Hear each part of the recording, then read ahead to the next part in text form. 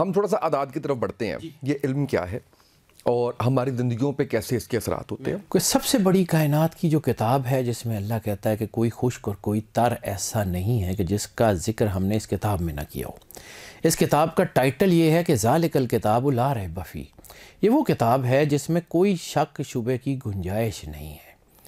اسی کتاب میں سورہ جن آخری آیت 28ویں آیت وَأَحْصَىٰ كُلَّ شَيْءٍ عَدَدًا وَأَحْصَىٰ وی سراؤنڈڈ اور احصا ہم نے حصار کر دیا کل شعین ایوری تھنگ عددا within the numeric we surrounded everything within the numeric. تو کائنات میں یہ جو سسٹم ہے الفا نومیرکس کا یہ بہت پاورفل ہے. حدیث میں سرور انبیاء صلی اللہ علیہ وآلہ وسلم بادشاہ کونین کی حدیث ہے اجل العلمان کہ علموں میں سے دو علم بہت بڑے ہیں. علم الادیان دین کا علم و علم الاعداد اور اعداد کا علم.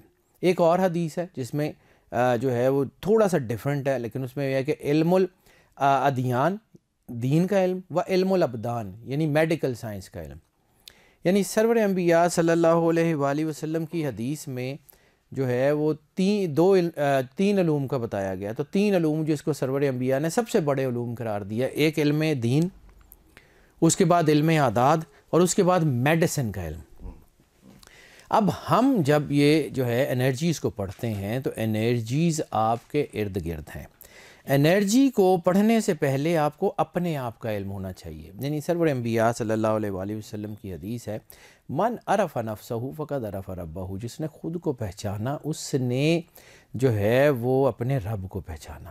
اپنے آپ کی پہچان صرف یہ نہیں ہے کہ آپ کو اپنے ہیلتھ کا علم ہو کہ آپ کی بیماری کیا ہے، یہ نہیں ہے. اس کا مطلب ہے معرفت الہیہ اور آپ کے ارد گرد کے جو معاملات ہیں یعنی جو آپ کے کنٹمپریری چیزیں ہیں ان کا بھی علم آپ کو ہونا چاہیے. بالکل صحیح. ٹھیک ہے، بالکل صحیح. اب یہ جو انرجیز ہیں یہ آپ سمجھ لیں کہ یہ سملر ٹو میٹرولوجی ڈپارٹمنٹ کام کرتی ہیں. اوکے.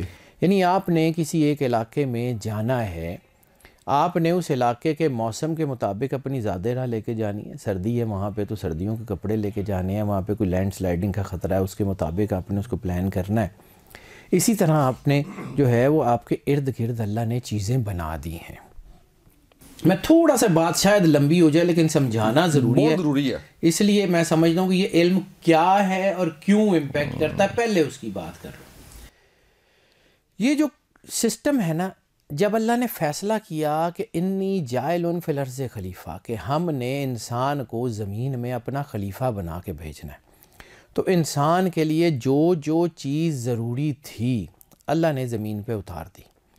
چاہے وہ اس کے فزیکل حالات ہوں، موسم ہوں، فصلیں ہوں، چیزیں ہوں، یا اس کے میٹا فزیکل چیزیں ہوں، یا اس کی جو ہے وہ نان میٹیریل چیزیں ہوں.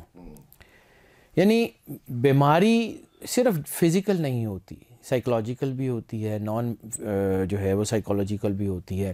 آپ کی بیماری جو ہے وہ مسٹیکل بیماریاں بھی ہوتی ہیں، روح کی بیماریاں بھی ہوتی ہیں. تو اسی طرح جب اللہ کہتا ہے کہ ہم نے کوئی بیماری نہیں اتاری جب تک کہ اس کا علاج نہ اتارا ہو، تو جب آپ کے مسئلے جو ہیں وہ نان میٹیریل ہیں تو علاج بھی تو نان میٹیریل ہی اللہ نے اتارا ہوگا.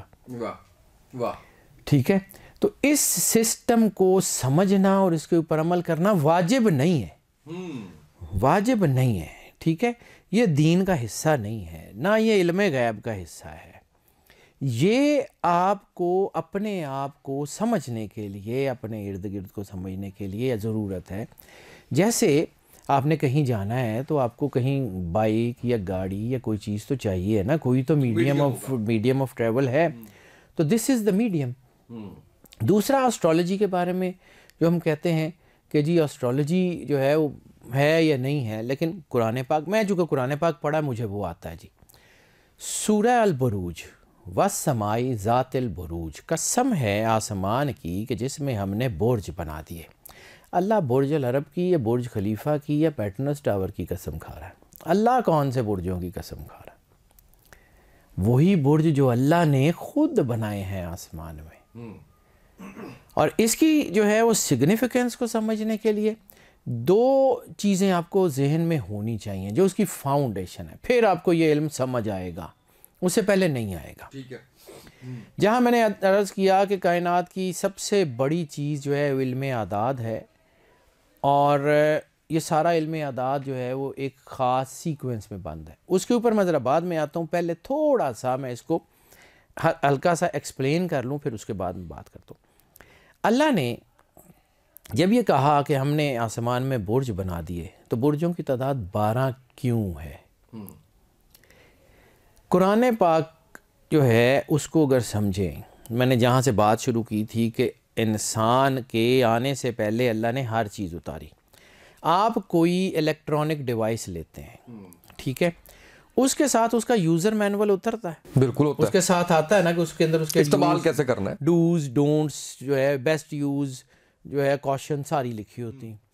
اسی طرح جب اللہ نے انسان کو اتارا تو اس کے ساتھ کوئی نہ کوئی صحیفہ، کوئی نہ کوئی کتاب اتاری جو کہ اس کے حالات کے مطابق اس کا بیسٹ یوزر مینول تھا.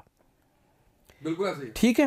اور جب نبوت آخر پہ آ گئی، سرور انبیاء صلی اللہ علیہ وآلہ وسلم پہ آ کے نبوت ختم کر دی گئی اور قرآن آخری کتاب آ گئی، تو اس کا مطلب ہے کہ یہ فائنسٹ ریفائنڈ ورژن ہے انسان کے ڈوز اینڈ ڈونٹس کا تا قیامت. ٹھیک ہے.